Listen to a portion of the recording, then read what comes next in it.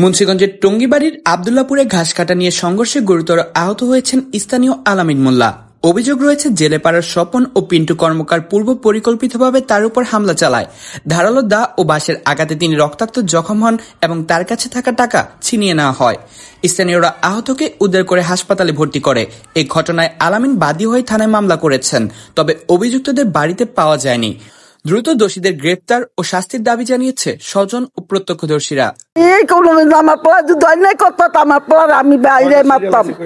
আমার পোলার গেটিটা যদি রড না যাইতো গা তাহলে আমার পোলা বাঁচাইতে পারতাম না। আমার পোলা তো একলা আর ওরা তো ব্যাগ গোষ্ঠী। আমার পোলা শ্মশানের পক্ষ থেকে একটা জায়গা ভাড়া নিয়েছিলাম ঘাসের জন্য। তা আমার আর ওখানে ঘাসটা লাগে না, আমার গরু বাছুর নাই। তা আমার ভাতিজাকে আমি আলামিন মোল্লাকে আমি বলছি তুমি আমার গাছগুলা কেটে খাওয়ায়। তো এই এক পর্যায়ে এই স্বপন কর্মকার রাস্তায় আটকাইছে, তুই এখান থেকে ঘাস কাটসকে। তো বলছে এটা আমার ইকবুল কাকা বলছে।